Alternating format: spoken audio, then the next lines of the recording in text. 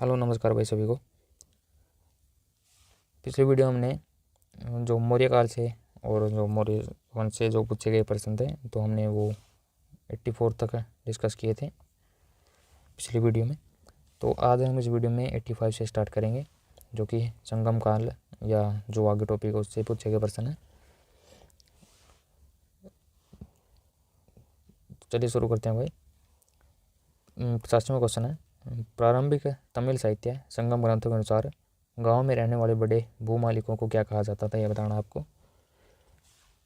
तो इसका सही उत्तर है भाई ऑप्शन है सी, वेल्लेलर। तो प्रारंभिक तमिल साहित्य के अनुसार गांव में रहने वाले जो बड़े भूस्वामी लोग थे उनको वेल्लेलर या वेल्लेला व साधारण हलवाओं को उणवर कहा जाता था। तो भाई जो संगम काल से तो एक ही क्वेश्चन इसमें आया हुआ है। इसके बाद गुप्त काल और गुप्तोत्तर काल, इसमें से आया हुआ जो प्रश्न है वो देखेंगे। 86वां क्वेश्चन है, बाणभट्ट इनमें से किस राजा के दरबार में आस्थान कवि थे, तो ये बताना है आपको। तो सही उत्तर भाई ये हर्षवर्धन। बाणभट्ट 7वीं शताब्दी के संस्कृत गद्यकार और कवि थे और ये राजा हर्षवर्धन के दरबारी कवि थे। हरिश्चरित और कदम्बरी इनकी प्रमुख रचनाएं थी, जिसमें से हरिश्चरित में राजा हर्षवर्धन के जीवन काल को वर्णन करते हैं ये, और कदम्बरी विश्व का पहला उपन्यास था। इसके बाद 87वां क्वेश्चन है, कौन सा शहर हर्षवर्धन की राजधानी थी, ये बताना है। तो इसका भाई सही उत्तर ऑप्शन बी, स्वर्णप्रस्थ। नहीं, स्वर्णप्रस्थ नहीं भाई, ये थानेसर इसकी राजधानी थी।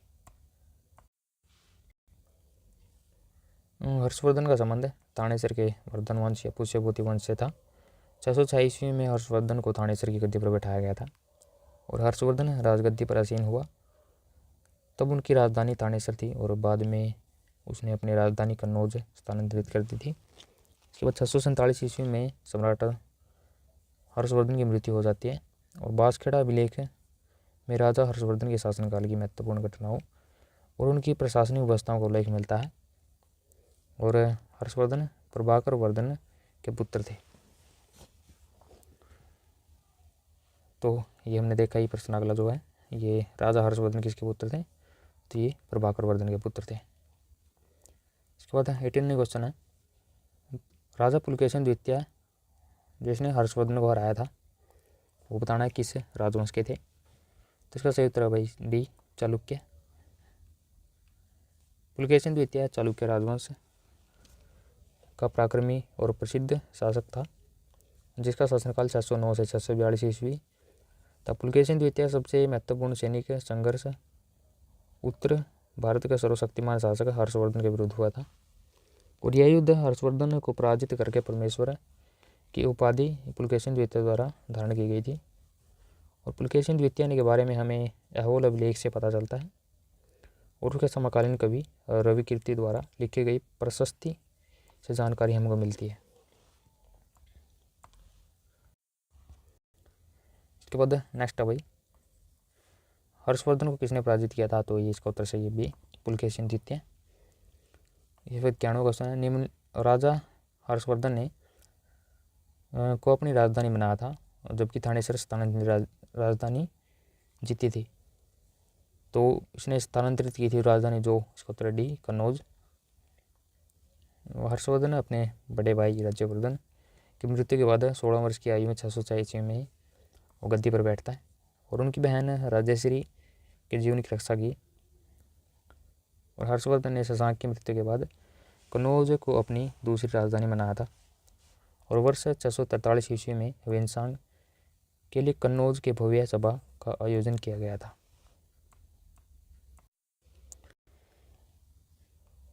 इसके बाद 92वां क्वेश्चन देखेंगे भाई, राजा हर्षवर्धन ने अपनी राजधानी के रूप में कन्नौज को अपनाया जबकि स्थापित राजधानी थी कौन सी थी बताना है। तो इसका उत्तर भाई डी, जो थानेसर की पहली राजधानी थी।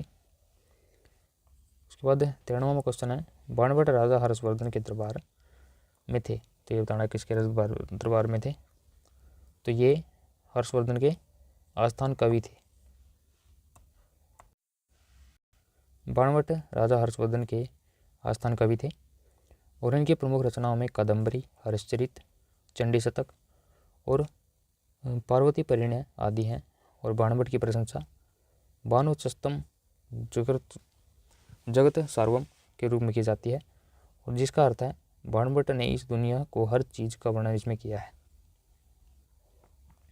इसके बाद 94वां क्वेश्चन है भाई, राजा हर्षवर्धन का शासनकाल का दरबारी कवि, तो ये बाणभट्ट। इसके बाद आगे देखेंगे भाई 95वां क्वेश्चन है, समुद्रगुप्त के इलाहाबाद स्तंभ शिलालेख की भाषा ये बताने कौन सी थी, तो इसका सही उत्तर है डी, पारसी भाषा थी, नहीं बी संस्कृत भाषा थी भाई, संस्कृत। तो समुद्रगुप्त के इलाहाबाद स्तंभ शिलालेख की भाषा संस्कृत थी और इसकी रचना समुद्रगुप्त के दरबारी कवि हरिसेन ने किया था, और समुद्रगुप्त ने परम भागवत की उपाधि धारण की थी। 96वां क्वेश्चन है भाई, रघुवंश और कुमार संभव की कृतियां हैं, ये बताने किसकी कृतियां हैं, तो इसका उत्तर है बी, कालिदास।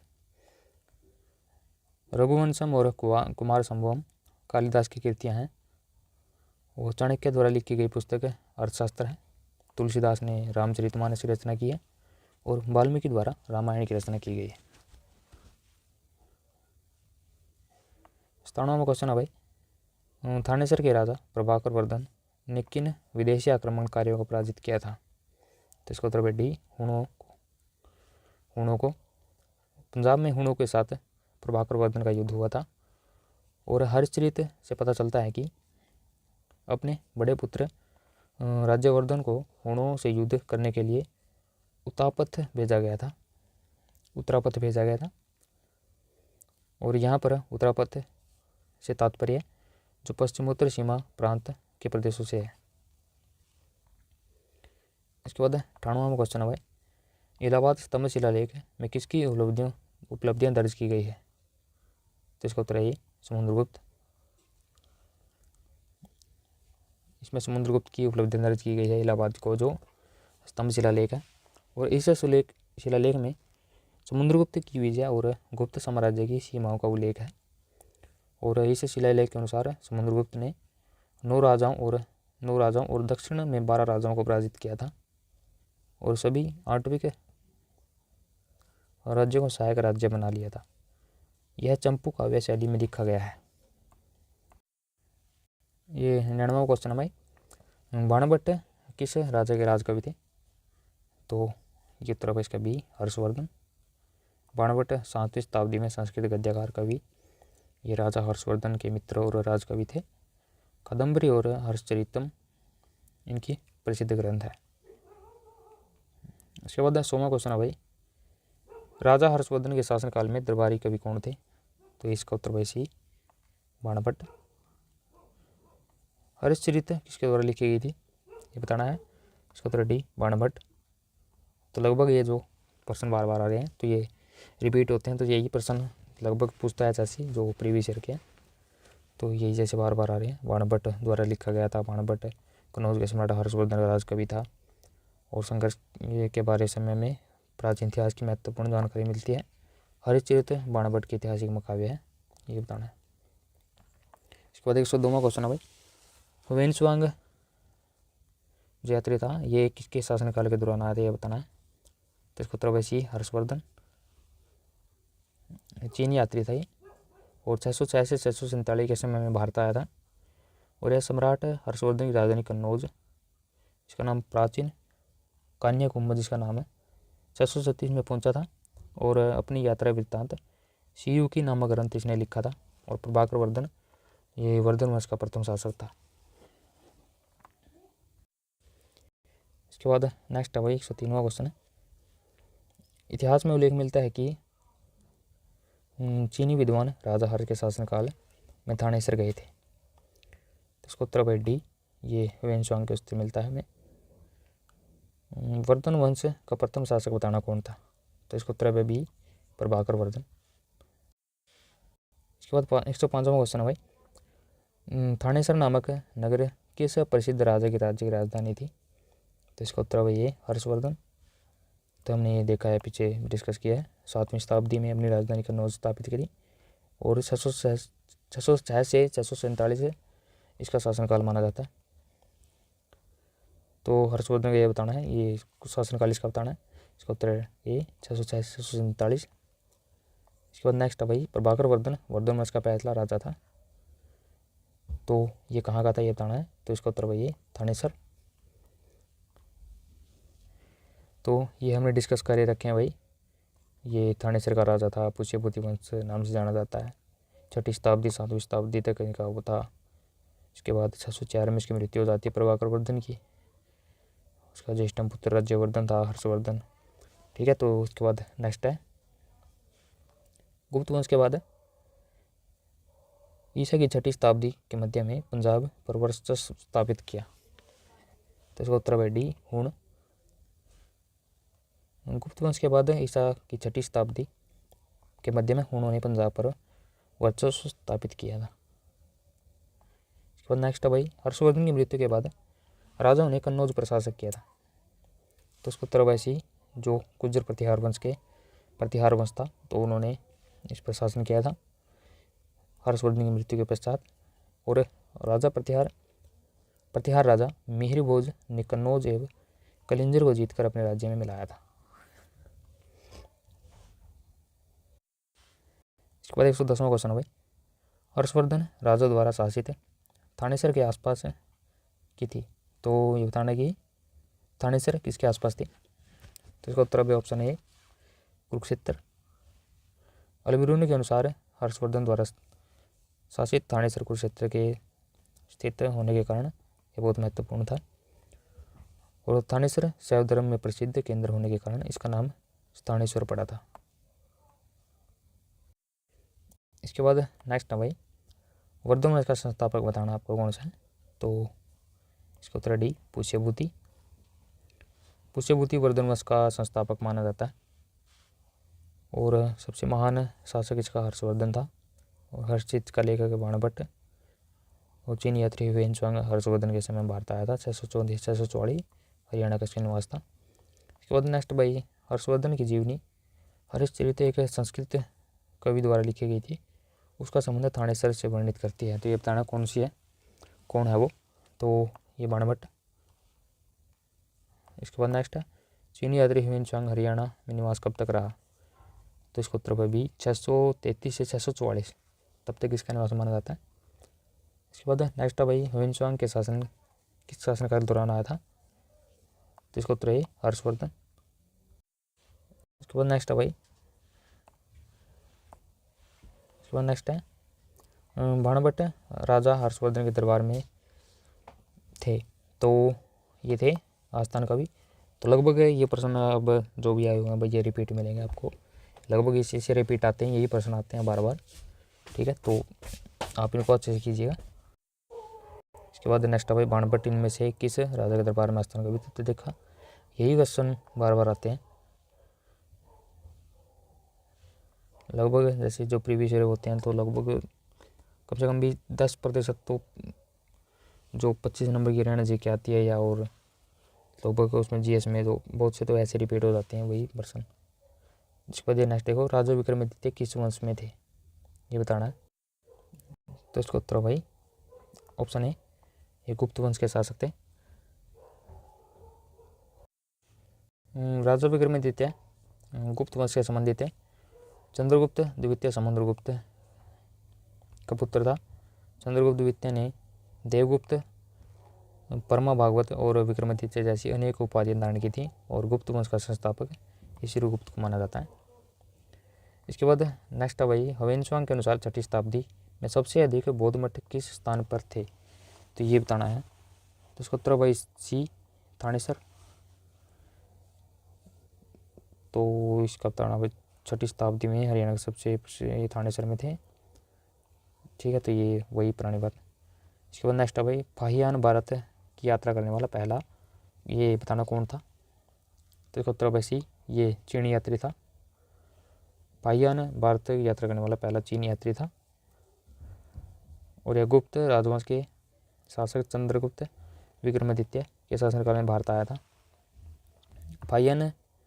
कि भारत यात्रा का लक्ष्य यहाँ पर बौद्ध ग्रंथ एकत्रित करने के लिए उन्हें चीन ले जाना था और भारत में फाहियान ने बौद्ध ग्रंथों का अध्ययन किया था। परंतु बौद्ध स्थानों जैसे कपिलवस्तु, बोधगया, सारनाथ, कुशीनगर जो आदि पाटलिपुत्र में उसने अशोक का राजमहल देखा था और इसने उसे बहुत ही प्रभावित किया था और उसने उसे जो देवताओं से निर्मित ये उसको बोला था।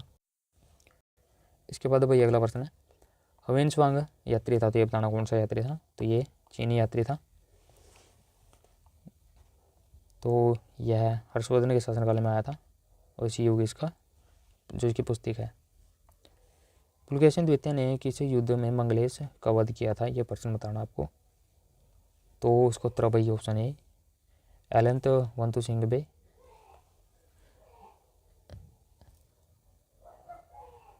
एलवंतु सिम्मिगे, इस तरह ये नाम है। तो चालुक्य वंश वातापी महान शासक पुलकेशिन द्वितीय और एलवतु सिम्बले के युद्ध में अपने चाचा मंगलेश का वध कर सत्ता पर कब्जा कर लेता है और महाकूट स्तंभ लेख से संबंधित पुलकेशिन द्वितीय से था और उन्होंने हर्षवर्धन को हराकर परमेश्वर की उपाधि धारण की थी। नेक्स्ट है भाई, धार के राजा भोज निम्नलिखित में से कौन से राजवंश से संबंधित थे, तो ये बताना है। तो इसका उत्तर भाई सही है, परमार वंश से थे। धार के राजा भोज परमार वंश के साथ संबंधित थे और इन्होंने उज्जैन की जगह धार को अपनी राजधानी बनाया था। इन्होंने सरस्वती, कंठाभरण, युक्ति, कल्पतरु जैसे अनेक ग्रंथों की रचना की थी। इसके बाद नेक्स्ट है भाई, किसने थानेश्वर शहर के पास थानेश्वर मंदिर का निर्माण करवाया था, ये बताना आपको भाई। तो उसको तरह वैसे ही पुष्यभूति द्वारा ये थानेश्वर महादेव मंदिर का निर्माण करवाया गया था। इसके बाद नेक्स्ट है, राजा हर्षवर्धन ने एक प्रसिद्ध नाटक लिखा था, तो ये बताना कौन सा था। तो इसको उत्तर भाई बी नागानंद। नागानंद हर्षवर्धन द्वारा रचित संस्कृत नाटक है। 5 अंकों में यह लिखा गया है और ये संस्कृत के सर्वश्रेष्ठ नाटकों में शामिल किया गया है। रत्नावली और प्रियदर्शिका ये भी उसकी अन्य रचनाएं हैं राजा हर्षवर्धन की। रत्नावली बताना ये हर्षवर्धन की, ठीक है, ये प्रश्न। इसके बाद नेक्स्ट है भाई, प्रसिद्ध संस्कृत नाटक अभिज्ञान शाकुंतलम बताना है, ये किसके द्वारा लिखा गया। तो ये लिखा गया भाई कालिदास द्वारा। अभिज्ञान शाकुंतलम कालिदास द्वारा अभिज्ञान 7 अंग में लिखा गया है और यह मुख्य पात्र राजा दुष्यंत और शकुंतला इसमें मुख्य पात्र हैं। और अभिज्ञान शाकुंतलम का अंग्रेजी अनुवाद किया गया है विलियम जोन्स के द्वारा।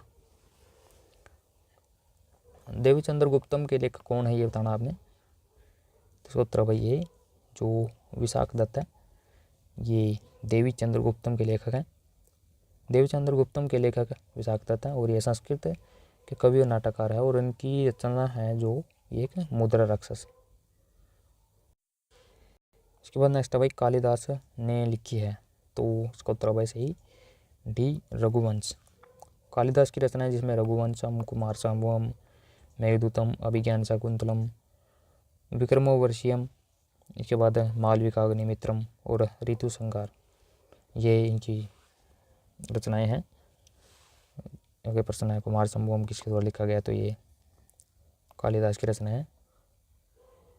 तो वही आज की वीडियो में जो हमने जो हर्षवर्धन काल से जो पुष्यभूति वंश के जो क्वेश्चन लगभग इस चैप्टर से इंपॉर्टेंट चैप्टर है, तो इससे बहुत ज़्यादा क्वेश्चन बनते हैं। तो लगभग जो भी हमने डिस्कस किए थे यही रिपीट होते हैं बहुत बार, तो नए क्वेश्चन तो बिल्कुल ही कम आते हैं। तो अच्छे से आप इनको कीजिए, तो इसमें से अगर इसमें रहता है तो इसमें से आपका बन जाएगा। तो आज की वीडियो में बस इतना ही। अगली वीडियो हम नेक्स्ट करेंगे 800 ईस्वी से 1200 ईस्वी तक के जो राजनीतिक और सामाजिक स्थिति है इसके बारे में। तो आज की वीडियो में इतना ही भाई, जय हिंद।